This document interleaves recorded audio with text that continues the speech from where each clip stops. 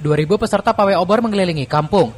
Ribuan warga turut membawa sejumlah replika miniatur masjid dan juga berkostum ala Habib, serta terlihat dongdang hasil bumi untuk memeriahkan malam satu syuro yang jatuh pada Kamis malam. Malam satu syuro tersebut diyakini sebagai malam tahun baru umat Islam serta memiliki nilai sejarah penting bagi umat Islam seluruh Indonesia. Tradisi tahunan tersebut sudah dijalankan masyarakat sejak dahulu kala secara turun-temurun.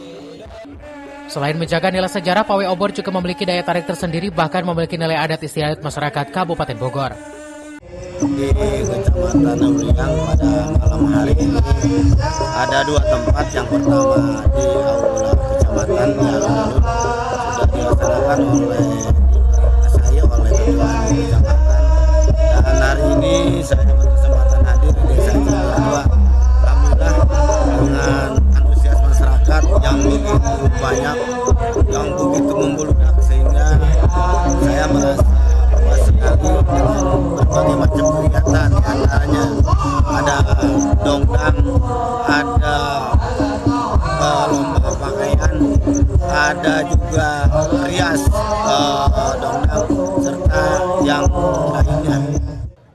Dari Lewiliang, Kabupaten Bogor, Iman Abdurrahman melaporkan.